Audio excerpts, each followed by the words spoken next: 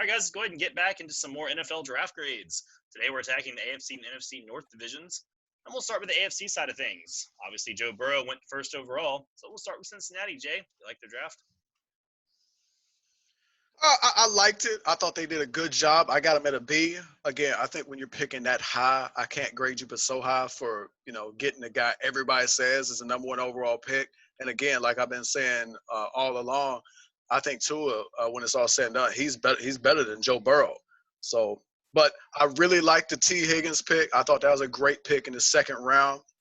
To start off the second round. They addressed the linebacker needs that they had with Logan Wilson, Keem Davis, Gaither. So overall, this is solid. This is a B. Yeah, I'm on par with Jay on this one. I gave him a B minus. Listen, you don't get credit for a copy and paste with Joe Burrow. You did what you were supposed to do. You didn't mess it up. You made the layup. Hurrah for you. But hey, like you said, give you credit for drafting T. Higgins, the wide receiver out of Clemson, with the 33rd pick. Really big frame receiver with good hands. I think him and Joe would be able to create chemistry together that should last for a few years. We'll see. And then you drafted Logan Wilson, the linebacker out of Wyoming, with the 65th pick. You better hope that pan out because people wonder why the hell you even looking in Wyoming, but it is what it is. And then, he's an under-the-radar guy, but he's a better coverage linebacker than he is with actually laying the boom. So he might or might not be a day one starter. We'll see. Yeah, overall, I did like it too. I didn't have too many complaints. We beat the Joe Burrow horse a lot, but it's basically up now to see if the play matches up to what we think about these quarterbacks. But you got a team that really needed a new start under center, and Burrow's got a good chance to succeed there. Zach Taylor's very offensive-minded. He kind of thinks a lot like they did at LSU. So I like the matchup there. T. Higgins obviously was a great implement there, and with him and Boyd, they can have a nice wide receiver trio. So he's got some weapons to step into. The linebacker load up on days 2 and 3, I can't say I was crazy about it. You're talking about Wilson out of Wyoming. I felt like that could have been a little bit of a reach, but they did need the linebacking help, so I can dig the pick a little bit. And then Kareem could be a nice steal in the 5th round to get some playing time early. And the only knock I really have on this draft overall is the offensive line. This is a deep class. They didn't really go much into it, especially early on in the draft. So I would have liked to see one of those linebacker picks at some point be offensive lineman, but it is what it is. So I gave it an A minus. All right, Drake, the Browns are up next. Seemed like what they did, right? Oh yeah, I did like what they did. I gave the Browns an A. You drafted Jedrick Wills, the offensive tackle out of Alabama, with the 10th pick, the best pass blocker of the group, and within the whole draft. He should do well protecting Baker Mayfield's blind side, and that's what we want to see, what Mayfield can do when he gets some protection. So I really liked that. Then you got a pretty, what some people would call a steal, in Grant Delpit as safety with the 44th pick out of LSU. Look, solid coverage guy.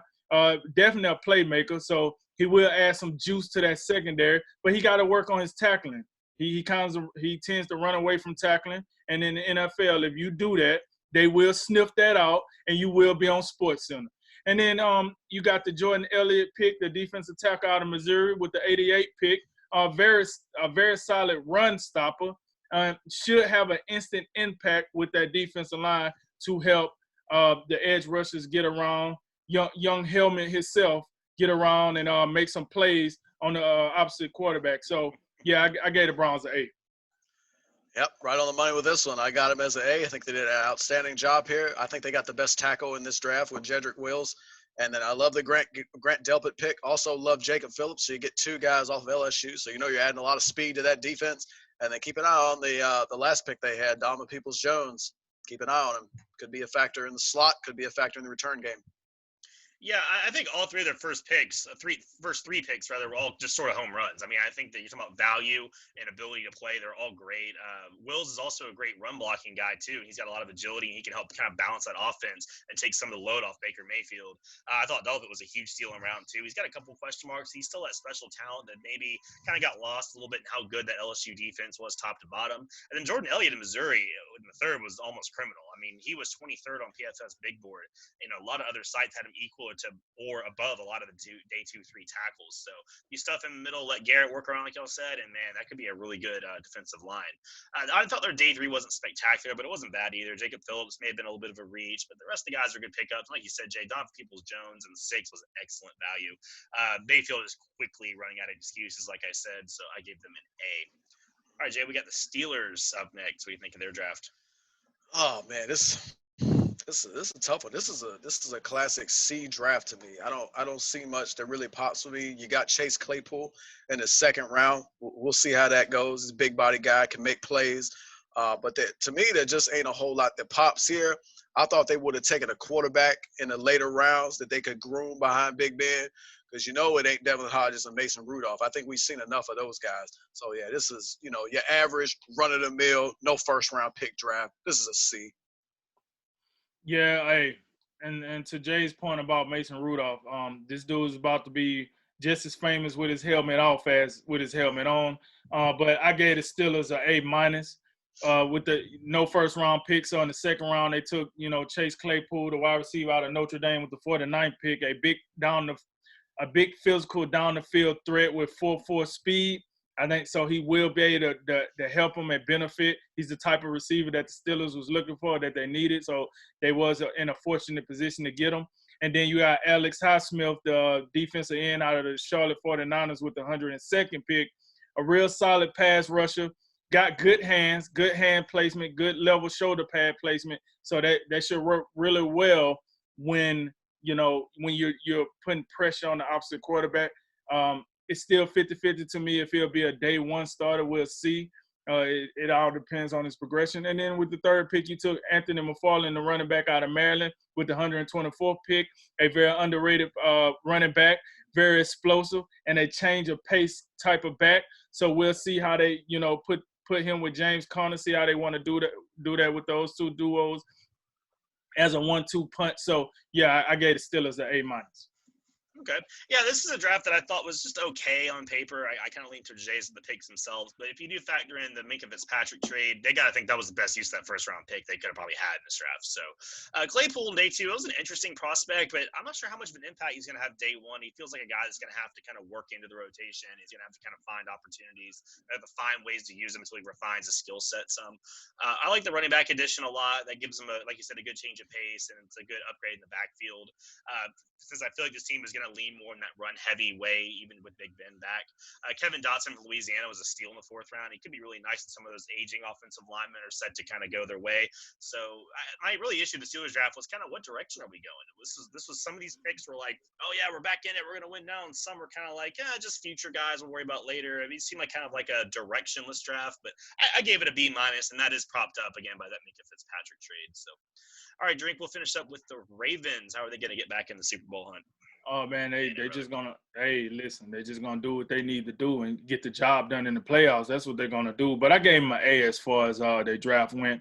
They one of the positions they didn't have a lot of positions that needed help on the defense, but linebacker was one. So that's what they addressed at first. They got Patrick Queen, the linebacker out of LSU, with the 28th pick. Could have been drafted earlier, but he slid down to the Ravens. No problem. Plug him in. Yeah, plug them into the defense, let them be a day 1 starter. Then in the 2nd round, they took J.K. Dobbins. Listen, I do understand getting a top quality running back when you get them, but I didn't think Mark Ingram and Gus Edwards was doing a bad job back there. But hey, maybe they looking towards the future, or maybe one of them guys just wasn't cutting it for them, so they want to add in a 3rd back. All right, so he's a very shifted back. He does well in between the tackles. So I do think he brings very good depth to their running back position. And then with the 3rd pick, you got Justin Matabuke, the defensive tackle out of Texas A&M. They took him with the 71st pick.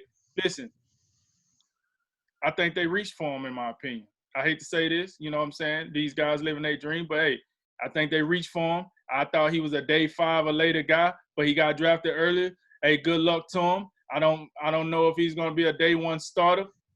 But I guess, hey, you got picked pretty high, so get ready to strap it up, boys. Ooh, day 5. Yeah, that's if it's day 5, that really is a reach. The Ravens, out of all the drafts that we've seen so far, this is the best draft I've seen. I got it as an A+. I love what they did. Patrick Queen, and don't forget about Malik Harrison as well. So they got two guys that I think can come in real early and be an impact in the middle of that defense at the linebacker spot. I love the J.K. Dobbins pick. That what they're telling you here is they're just doubling down and tripling down on what they do best with running the football. Think about this. They got Dobbins after Clyde Edwards-Helaire, DeAndre Swift, and Jonathan Taylor were all off the board. And you can make a great argument J.K. Dobbins was the best running back in this draft as far as purely running the football. So I love that, even though it is a luxury position. But then Matt Buquet in the third round, I saw some grades where he was a late first round, early second round pick. So I find that good value there.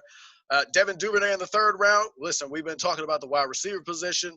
That was a huge need for them. I love that they addressed it. I think he's a good complement to Hollywood Brown. And then Ben Bredeson in the fourth round. They had a needed guard with the loss of Marshall Yanda.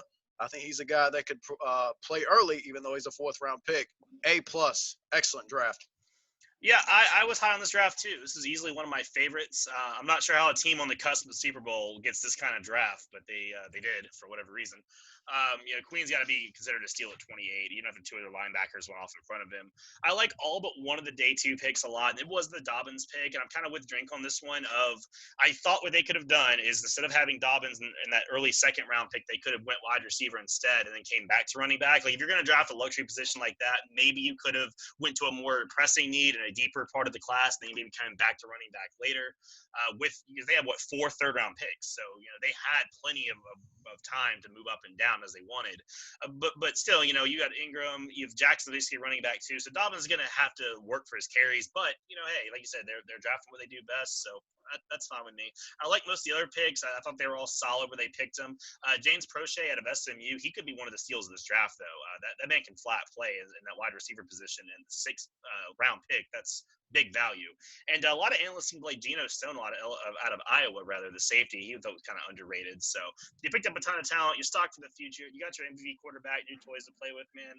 I can't knock anything. That's an A+ in my book. Iowa got another one, huh? Yeah.